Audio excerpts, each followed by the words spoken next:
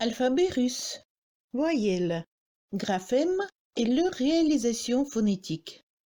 Bonjour, dans cette vidéo, on va faire connaissance avec les voyelles de l'alphabet russe. On verra ce que c'est l'alphabet cyrillique et pourquoi il porte ce nom. On apprendra les règles phonétiques des voyelles, les particularités de la prononciation des voyelles en fonction de leur position et de l'accent. Enfin, on va analyser tout ce qui concerne chaque voyelle à part, sa prononciation, sa graphie manuscrite, sa réduction dans les positions différentes, etc. N'oubliez pas de vous abonner pour ne laisser passer rien d'intéressant. La langue russe utilise l'alphabet dit cyrillique. Le 24 mai, la Russie célèbre traditionnellement la journée de l'écriture et de la culture slave, établie à la mémoire des saints et des créateurs de l'alphabet cyrillique, Cyrille et Méthode. D'après une version, l'alphabet cyrillique a été inventé par les moines grecs Cyrille, c'est pourquoi l'alphabet est nommé cyrillique, et Méthode. En 1863, ces moines avaient une mission de prêcher le christianisme aux tribus slaves. Et comme il fallait traduire les saintes écritures en langue de ces peuples, ils ont créé un alphabet. Ils ont utilisé en partie les lettres de l'alphabet grec, en partie de l'alphabet latin. Cet alphabet a par la suite été beaucoup transformé au Xe siècle, puis par Pierre le Grand en 1708 et enfin en 1918, après la Révolution, par le gouvernement de Lénine.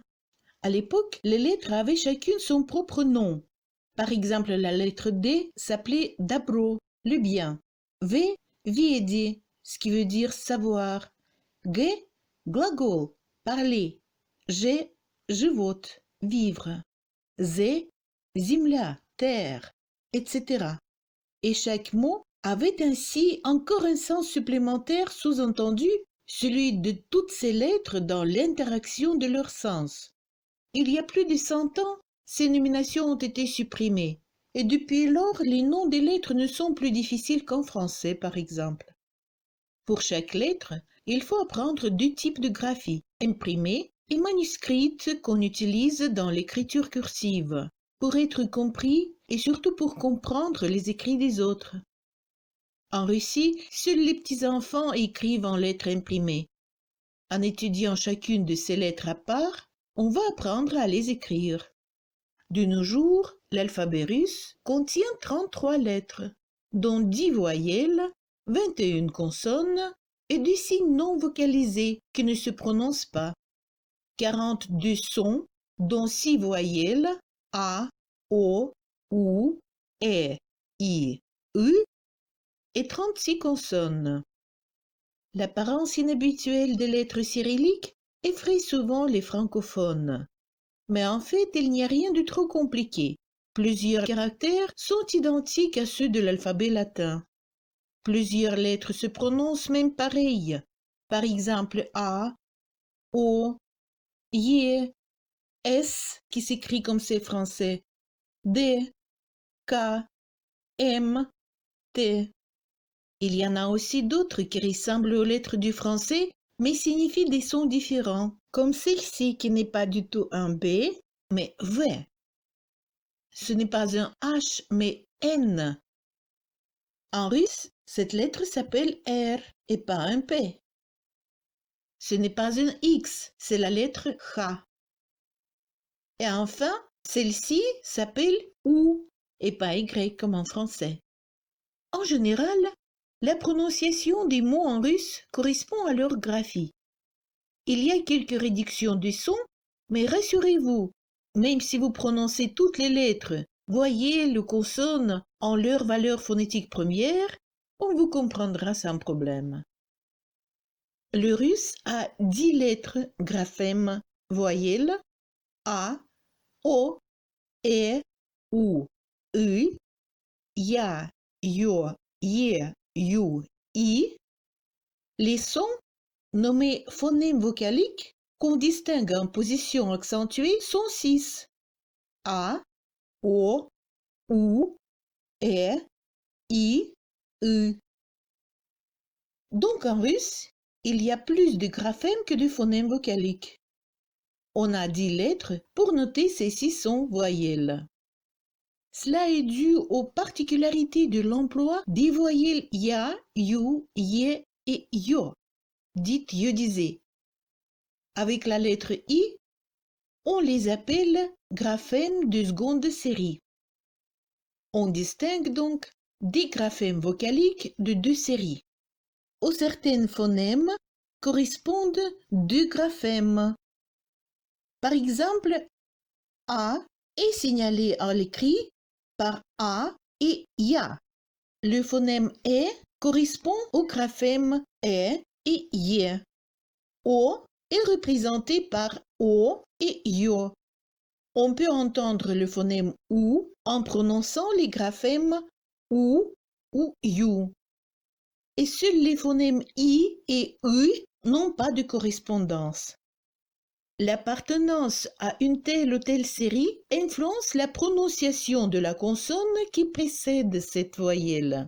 Les lettres de la première série signalent que la consonne précédente est dure. Les voyelles de la seconde série palatalisent ou ramollissent la consonne qu'elles suivent. On dit alors que la consonne précédente est molle ou mouillée. 4 de ces lettres de la seconde série sont iodisées à la position initiale après une autre voyelle et les signes durs ou mous. Comparez. Быть, бить, б, б. Год, гёте, г, г. Кольнуть, кёльн, к, к. Лот, лёт, л, л. Мал, мял, м, ми. Пыль, пил, п, п. Сыр, сир, с, с. Ваза, вяз, в, в. Душ, дюш, д, д. Лук, люк, л, л. Мыло, мило, м, ми. Нам, няня, н, н. Рад, ряд, р, ри. Томный, темный, т, т. Фэншуй, фен, ф, ф. Vous avez bien vu que devant les voyelles de la première série, les mêmes consonnes se prononcent dures, et devant les voyelles de la seconde série, molles ou mouillées. Effectivement, c'est cette voyelle qui nous indique comment il faut prononcer la consonne précédente, dure ou molle, d ou d, s ou s, k ou k, etc. Dans la transcription des mots, cette mouillure sera signalée avec un symbole prime placé après cette consonne. Il faut préciser. Certaines écoles linguistiques, dont celle de Moscou et la plupart des écoles étrangères, considèrent les lettres I et U comme le même phonème, ce qui signifie qu'ils ne distinguent que 5 phonèmes de la langue russe. Mais moi, personnellement, je tiens à l'opinion de l'autre communauté linguistique, notamment l'école linguistique de Pétersbourg, qui croit que les sons I et U se prononcent différemment. Lors de la prononciation de ces deux voyelles, l'appareil articulatoire fonctionne différemment. Les locuteurs natifs du russe ressentent le U plutôt comme un phonème distinct et peuvent le prononcer séparément. Enfin, dans les mots, les 4 premières voyelles de la seconde série se divisent au début du mot en position initiale, après d'autres voyelles ou un signe mou ou dur en iode, en i bref, et la voyelle correspondante de la première série. Par exemple, dans le mot d'acier, le yé après le signe mou se divise en iode, le i bref, et e, d'acier. Dans le mot royal, après la voyelle O, le ya résonne comme I-A, royal. Le you en position initiale dans le mot juriste fait y-ou, juriste. Yolka, pareil, en position initiale, le yo donne y-o, yolka. Dans la seconde série, le I est une exclusion. Tout en gardant la capacité de ramollir la consonne précédente, il n'est pas iodisé à l'initiale après une autre voyelle ou un signe mou ou dur. Écoutez, ambitie. Le I après une autre voyelle I à la fin du mot ne nous laisse pas entendre le iode. Il n'y en a pas, il n'y a qu'un seul I. Ambitie. Pareil dans le mot historia, où le I initial n'a pas de iode non plus. Historia. En prononçant une longue voyelle de la seconde série, on entend nettement le iode et le son correspondant de la première série. Par exemple, ya, ye, yo, you. Enfin, on peut essayer de chanter les voyelles de la seconde série et on se rend très vite compte qu'au lieu de chanter un ya, par exemple, on chante le a. Le ya n'était qu'au début. Cela ne concerne pas le i, qui ne finit pas son raisonnement par e. Par exemple, i, ça reste toujours i. Il n'est pas iodisé et il ne passe pas au son e. C'est pourquoi on peut affirmer que le i n'a pas de rapport au e et ils ne sont pas le même phonème. Après une consonne, cette capacité iodisante des voyelles de la seconde série sert à palataliser les consonnes précédentes et il n'en reste que la voyelle correspondante de la première série.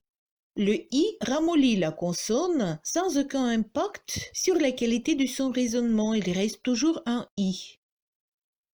En passant aux règles de phonétique pour les voyelles, il faut noter quelques règles générales. C'est seulement les voyelles accentuées qui se prononcent nettement en leur valeur phonétique première. Франция, Россия, Белоруссия, Мексика, Финляндия, Румыния, Япония, Венесуэла, Бенилюкс, Объединенные Арабские Эмираты. Les voyelles accentuées sont plus longues que les mêmes voyelles en position atone. Par exemple, Paris, Moskva. Le A dans le mot Paris est plus court que le A dans le mot Moskva parce qu'il n'est pas accentué. Francia, on entend plus nettement le A et le I passe brièvement. Francia. Comparez Россия, on entend le I beaucoup plus long. Comparons le Y. Belgique, on entend nettement le Y. Luxembourg, et dans ce mot, on entend plutôt le OU, et le Y se prononce brièvement, comme un E muet français. Luxembourg. Dans la position initiale, accentuée ou atone, après une autre voyelle ou un signe dur ou mou, les voyelles ya, ye, yo, you, iodisées désignent du son, le iode et la voyelle de la première série. Par exemple, Юлия дает ежику вкусное ягодное варенье. Юлия дает ежику вкусное ягодное варенье. Dans les mots polysyllabiques, hors accent tonique, les voyelles subissent une réduction vocalique. Cette réduction peut être plus ou moins importante. En position atone, les graphèmes OU, YOU, E et I ne sont réduits qu'en longueur et se prononcent plus brièvement. Écoutez, on les entend bien nettement.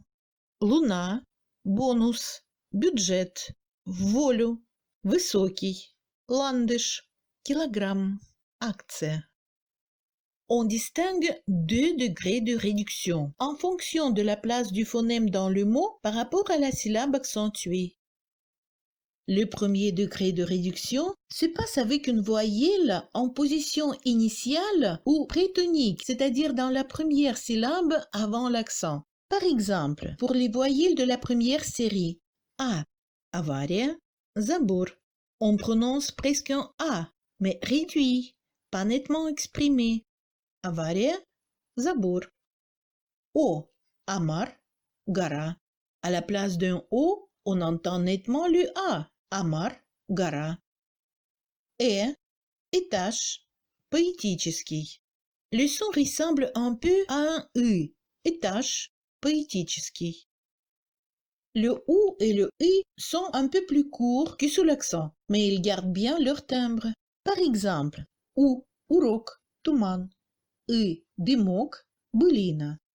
Pour les voyelles de la seconde série, le premier degré de réduction se réalise comme ceci.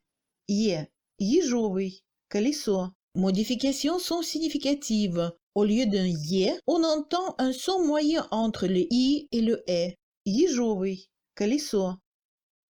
Январь, появление. Le «я» est prononcé presque «и». Январь, появление. Par contre, le «i» et le «ю» perdent un peu en quantité, en longueur du raisonnement, mais ne changent pratiquement pas en qualité du son. Икона, кино. Юрист, любовь. Et on ne peut pas donner d'exemple avec le «yo» car il est toujours accentué, donc il ne peut pas se retrouver dans une position atone. Le second degré de réduction est caractéristique pour toutes les autres voyelles atones. Avant prétonique, c'est-à-dire 2 syllabes ou plus avant l'accent, ou post-tonique, après l'accent ou en désinence.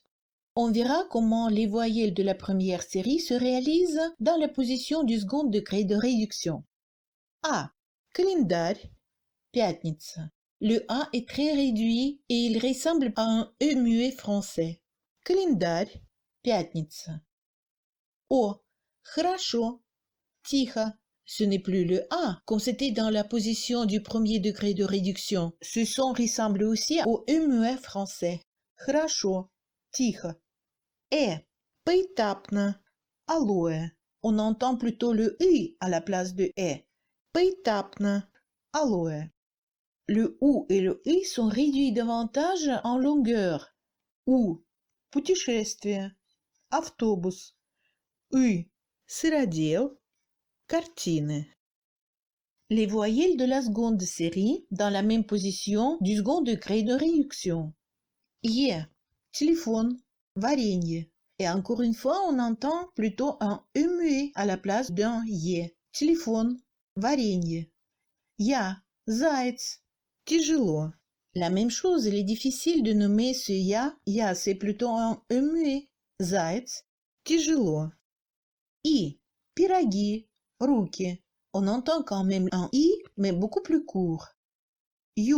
Конъюнктивит, полностью. On entend bien le «ю», mais il est beaucoup plus court. Конъюнктивит, полностью. Et comme pour le premier degré de réduction, ici on ne peut pas donner d'exemple avec le «yo» parce qu'il est toujours accentué. Graphème et leur réalisation phonétique. La lettre A. Voici comment on l'écrit. En russe, la lettre A occupe la 3e place dans le classement des lettres selon leur fréquence d'emploi. Accentué, le A russe correspond au A ouvert français et se prononce comme A dans le mot adresse. A. Адрес, сказка, гараж. Dans les syllabes atones, en position initiale et prétonique, précédant immédiatement la syllabe accentuée, toujours en suivant une consonne dure, le A devient plus court. A. Abricos, banane, journaliste. Si le A se trouve après la syllabe accentuée ou avant, mais plus éloignée, deuxième syllabe avant l'accent ou davantage, le A devient encore plus court et pratiquement réduit à un son ressemblant au E muet français, moyen entre le U et le A. Календарь, лаборатория, мама. Comparer. Accentué. Africa. Le son A correspond exactement au A ouvert français dans le mot Afrique. Africa. Le premier degré de réduction. Antarctide. Le premier A est initial et le deuxième A se trouve dans la syllabe prétonique, donc c'est le premier degré de réduction. Ce A est moins long que le A accentué du mot Africa et le son est plus postérieur. Antarctide. Le second degré de réduction. Европа. Le A est encore plus réduit en longueur et devient plus court, mais il est en plus alterné, il change de timbre et ressemble au son français E muet. On entend quelque chose de moyen entre le E et le A. Европа. Encore une particularité. Précédé de G, Ch et C, consonne chuintante toujours dure dans les syllabes prétoniques. Le A se prononce comme A, жара, шакал, царапина. Si le A est suivi d'une consonne molle, le A se prononce comme un son moyen entre U et E, comme un E muet. Сжалеть, jalousie, шалить, 20. Après le tché non accentué, quel que soit le degré de réduction, le A est prononcé comme I, часовня, чародей. Le E. La lettre E est relativement jeune. Elle a commencé à apparaître dans les manuscrits à partir du XIIIe siècle, mais officiellement, elle n'a été introduite dans l'alphabet qu'en 1708. Ce fait était dû à la nécessité de distinguer au début des mots le son yé iodisé du son e non iodisé. On apprend à écrire la lettre e comme ceci. Le e est classé 30e d'après sa fréquence d'utilisation parmi 33 lettres de l'alphabet russe. Accentué, le e ressemble à un e ouvert français, comme dans les mots être, elle, etc. Это, поэма, silhouette, maestra. Le nombre des mots d'origine russe commençant par un e n'est pas grand. Il y en a à peine une dizaine, dont это, этот et des interjections comme эх, ей, etc. Le plus souvent, à l'écrit, le e est employé après les voyelles ou après les consonnes dures dans des mots empruntés. Mère, duet, maestra, poète, mère, maître. Comme cette lettre était déjà un signe formel des mots étrangers, encore au XVIIIe et XIXe siècle, plusieurs poètes et journalistes, parmi lesquels on peut citer Tridikovski, Lomonosov, Soumarokov, se sont prononcés contre l'usage de cette lettre R, ainsi que de tous les mots étrangers. Dans les mots polysyllabiques non accentués, que ce soit à la position de la réduction du premier ou du deuxième degré, le est indistinct. C'est pourquoi nous mettons un E muet comme phonème. Mais pour préciser, ce son est réduit à quelque chose de moyen entre le E et le U. Этап, этаж, электричество, экономика, энергия, коэффициент, каноэ, аэропорт, etc. Dans la position prétonique initiale du premier degré de réduction et en position post-tonique, on entend la même chose, un E muet. Tout de même, dans certains mots empruntés, le « et » initial se réduit beaucoup moins, et on entend le « et » qui persiste. Immigrante, équipage, excavateur, extract, embryon, épigraphe, etc. Le O. On écrit le O russe tout comme le O français. Le O est la lettre la plus fréquente employée dans la langue russe. Dans une syllabe accentuée, le O russe correspond à un O fermé français. Il y a une seule différence. Le O se délabialise vers la fin du raisonnement, c'est-à-dire on relâche le son. Il n'est plus suffisamment net, comme en français. Par exemple, автобус, opéra, historia. Dans les syllabes atones, il se prononce tout à fait comme le A russe dans les mêmes positions. Initiale et dans une syllabe immédiatement suivie des syllabes accentuées, le premier degré de réduction, ce A devient plus court. A, один, окно, kilogramme. Dans la position du deuxième degré de réduction, toute autre syllabe non accentuée, on entend un E muet.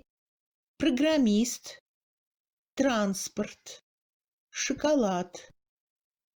Dans certains mots empruntés, le O ne se réduit pas et se prononce comme O. Cacao, radio, oasis. Dans le cas de la cohésion de deux O ou du O avec un A dans une position atone, on prononce deux A. Зоопарк, по-английски, baobab. Le OU, on va apprendre à l'écrire. Le OU russe majuscule se trouve sur la ligne, il ne descend pas, comme celui de la langue française. Le OU est la 15e lettre dans le classement de la fréquence d'emploi. Le OU russe accentué correspond au phonème OU français dans les mots cou, ours, loup, poule, etc. Par exemple, blousa, course, douche, mouchka. Vers la fin du raisonnement, le OU, tout comme le O, se délabialise. Comparez zop, soupe, soc, souk, tot, tout. Dans les mots polysyllabiques hors accent, le OU ne subit pas de réduction en timbre, mais en quantité. Il devient plus court. Comparez. Dans les premiers mots sur chaque ligne, le OU est accentué. Dans le deuxième, il est dans la position hors accent. Белоруссия, Португалия. Luxembourg, Roumanie. Cuba, Tunis. Singapour, Ukraine. En cas de cohésion de deux OU, on prononce double OU. Vacuum, individuum. Le I. On écrit le I comme ceci. Le I est employé assez souvent. Il est la 17e lettre dans le classement de la fréquence des lettres russes.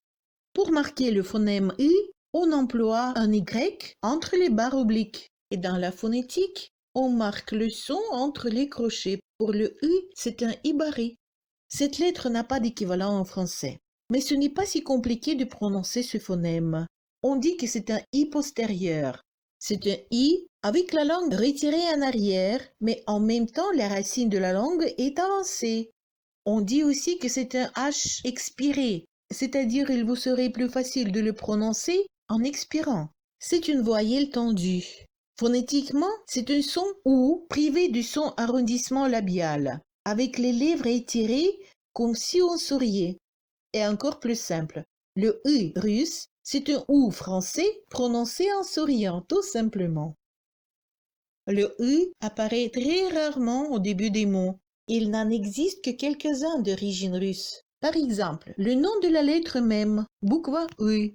Il figure également dans le titre du film Opération U et другие приключения Шурика, Opération U et autres aventures de Shurik, dans le verbe uikать, ce qui veut dire prononcer le U. Tous les autres mots ayant un U initial, très peu nombreux, sont des mots empruntés.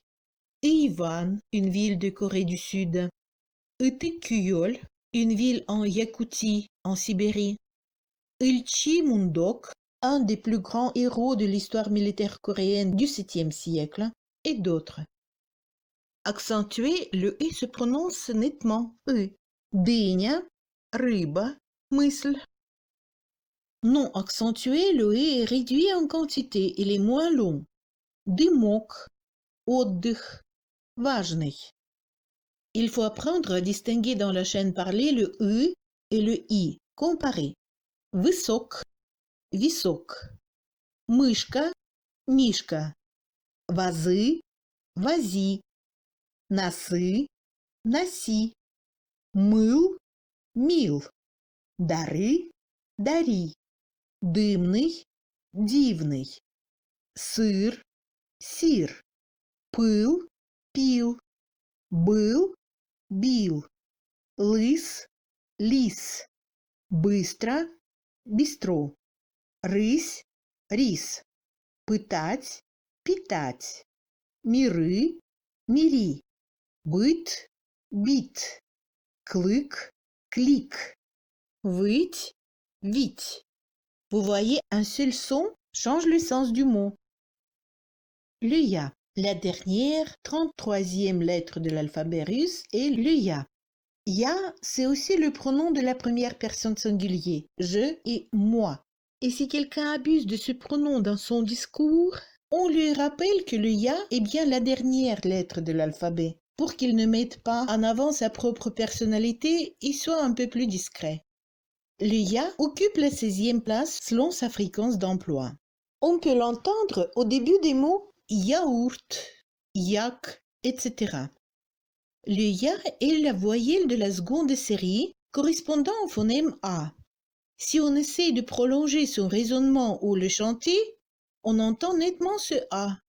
Ce qui le diffère du A, c'est ce qu'il est iodisé. Le ya signifie deux sons, yod, i bref, A. Y, A, ya. Ces deux parties de cette lettre changent en fonction de la position du ya dans le mot. En ce qui concerne le yod, le i bref, il est bien exprimé en position initiale, après une autre voyelle et un signe mou ou dur. Mais si le ya suit une consonne, le iode se dissimule, mais ne disparaît pas complètement. Cette capacité iodisante fait son impact sur la consonne précédente. En la palatalisant, c'est-à-dire la rend molle, la consonne devient mouillée. Dans la transcription, on le note avec un symbole prime à droite de cette consonne mouillée. Quant au deuxième phonème du ya, il dépend de la position de ce ya par rapport à l'accent. S'il est accentué, c'est un A ouvert. Яхта, maquillage, billard, объятие. Et voici le ya accentué après une consonne molle. C'est toujours un A, guirlande, мясо, inflaция. Après une autre voyelle, un signe mot dur, mais hors accent, en position du premier degré de réduction, c'est-à-dire dans une syllabe prétonique. Le ya garde son phonème de iode, mais le phonème A se réduit à un I raccourci. En fait, ce son est moyen entre le I et le E, plutôt I. Язык, появление, пьянеть, объяснить. Après une consonne molle, dans la position du premier degré de réduction, dans une syllabe prétonique, le A est toujours le I raccourci. 500, кипяток, вязание. En position du second degré de réduction, avant prétonique, c'est-à-dire dans deuxième ou plus syllabe avant l'accent, ou post-tonique, c'est-à-dire après l'accent, il est réduit encore davantage et on entend quelque chose de ressemblant à un E muet français, plus proche au I. Jaguar, orchidée, ironie. Et après une consonne, ayant rendu la consonne précédente molle, le ya passe à un E muet proche au I. 50. Сегодня, 1000. Le ya n'est jamais employé après les consonnes chuintantes G, cha, che, cha et le guttural K, H et C. Le y. À l'écrit, cette lettre est exactement comme celle du français. C'est la deuxième lettre après le O parmi les lettres le plus souvent prononcées en russe. Le y de l'alphabet russe n'a pas d'équivalent en français. Le y est une voyelle iodisée de la seconde série correspondant au phonème E avec le i bref iode qui le précède. Ces deux phonèmes changent en fonction de la place de cette lettre y dans le mot. Le iode i bref est bien exprimé si le y se trouve en position initiale après une autre voyelle ou un signe mou ou dur. Après une consonne, le y palatalise la consonne précédente. Cette consonne prend sur elle une partie de la valeur phonétique de cette lettre, le iode, et il reste le E. En ce qui concerne le E accentué, on entend ce E comme celui des mots français hier, première, derrière, etc. Ni trop ouvert, ni trop fermé, plutôt relâché vers la fin du raisonnement. En position initiale, après une autre voyelle ou un signe mou ou dur, евро, поехать, пьеса, объект. La même chose après la consonne. Век, дело, билет. Hors accent, en position du premier degré de réduction, initiale, après une autre voyelle ou un signe mou ou dur, avant l'accent, le y se prononce comme deux sons. Après le iode, on entend un i préfermé moins tendu, proche au e quand même. Европа, чаевые, питьевой, объектив. La même chose après une consonne. Сегодня, пылесос, река. En position du second degré de réduction, après une syllabe accentuée, le y suivant une autre voyelle ou le signe mou réduit le deuxième phonème en longueur jusqu'à ce que le e ressemble plutôt à un e muet. Après le iode, играет, многое, платье, ожерелье. Il n'y a pas d'exemple pour la même position après le signe dur, car il est toujours employé entre le préfixe et la racine du mot, donc toujours avant l'accent.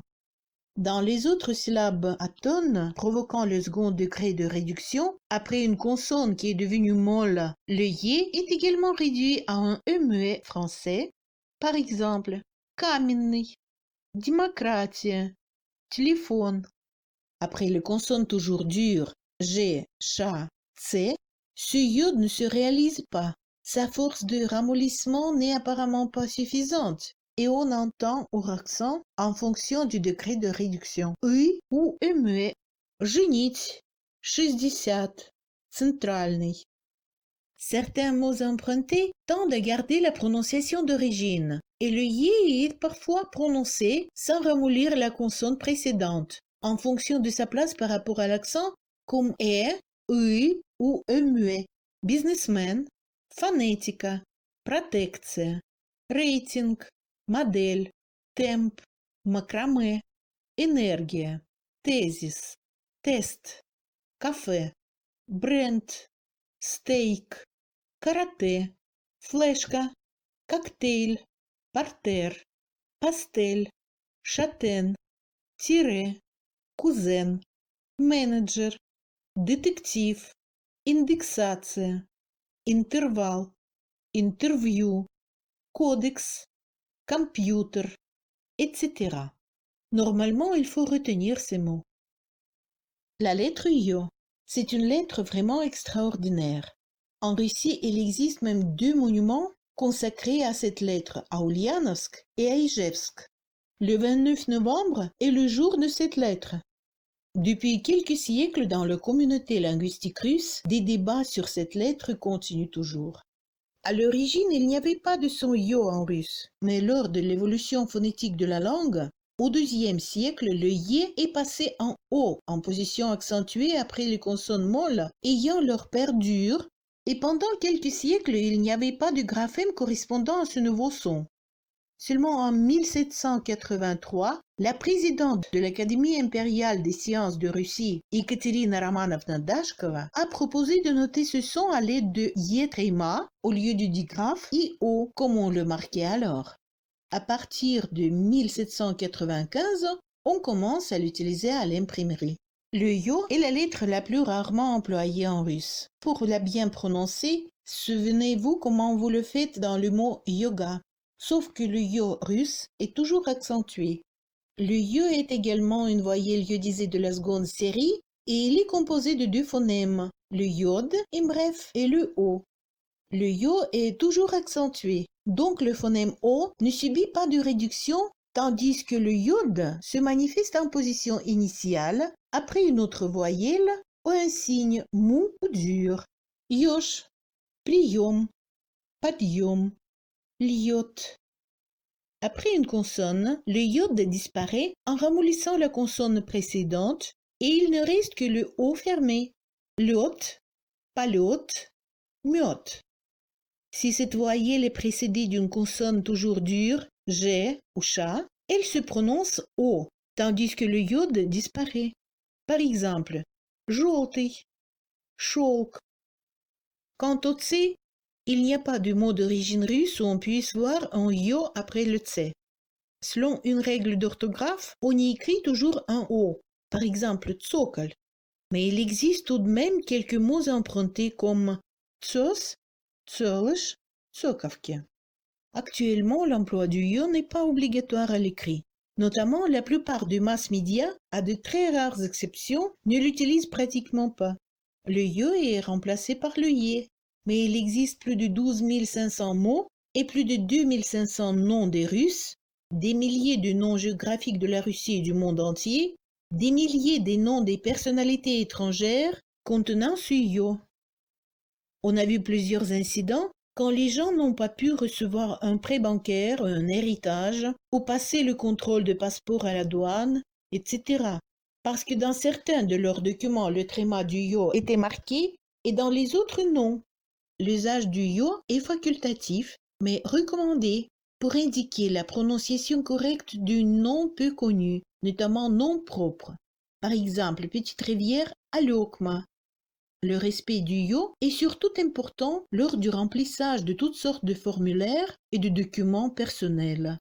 Dans les textes spécifiques, livres pour les enfants, dictionnaires, manuels d'école, en particulier pour les étrangers, etc. Il est surtout recommandé de prévenir la lecture et la compréhension erronée d'un mot.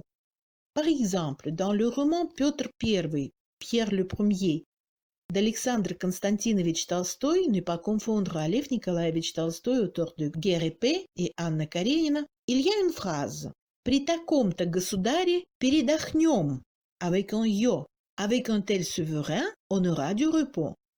S'il n'y avait pas de tréma sur ce yo, on lirait. Avec un tel souverain, on crèvera. Encore quelques exemples où le yo joue un rôle distinctif pour le sens des mots. Небо, небо. Мел, мел. Узнаем, узнаем. Все, все. О нем, нем. Падеж, падеж. Слез, слез. Весел, весел. Bien sûr, il y a des raisons pourquoi cette lettre ne soit toujours pas obligatoire en russe. À l'écrit, il faut lever la main pour mettre le tréma. À l'ordinateur, l'emplacement de la touche de yo est trop éloigné des lettres principales, tandis que les autres caractères sont situés sur le clavier en fonction de leur fréquence dans les mots du russe. Tout cela représente quelques incommodités et ralentit l'écriture, et on écrit couramment le yé à la place du yo. Donc il faut se préparer à vérifier en voyant un yé que ce ne soit pas un yo. Avant-dernière lettre de l'alphabet russe, le you occupe la 27e place sur 33 d'après sa fréquence. Cette lettre signifie un phonème iodisé you, comme dans le mot yourt, Yougoslavie, etc. Comme chez tous les phonèmes iodisés, les deux composants du you modifient en fonction de sa position dans le mot. En initiale, après une voyelle, un signe mou ou dur, il y a un iode, y bref. Après une consonne, le iode ramollit la consonne précédente et disparaît. Le phonème ou, accentué avec le iode après une consonne, on prononce toujours nettement ou. Юмор, Евросоюз, computer, adjunct. Après une consonne, ayant rendu la consonne précédente molle, accentué, le you résonne comme ou. Muesli, tule, lustra, préludia. Non accentué, le you est réduit en longueur du résonnement, mais pas en timbre. Il est légèrement raccourci, avec le iode, юрист, приютить, интервьюировать, конъюнктивит, следующий, etc. Après une consonne, hors accent, le you ayant ramolli la consonne précédente reste également le même ou et ne subit de réduction qu'en quantité. Алюминий, бюджет, любить, бюллетень, music-hall, ключевой. La lettre I. Le I est la 4e lettre de l'alphabet russe selon sa fréquence d'emploi. Le I correspond au I français dans les mots il, ici, Italie, etc. Le I est la seule voyelle de la seconde série qui n'est pas iodisée, mais il ramollit tout de même la consonne précédente s'il y en a. Имя, disque, vino, iris. Accentué ou non accentué, il est nettement prononcé comme I. Accentué, истина, artiste, мир. Non accentué, il résonne plus court. Идея, kilogramme, historia. Le I se prononce comme I dans certaines positions. Après les lettres toujours dures, G, Ch, C, жизнь, chic, cirque.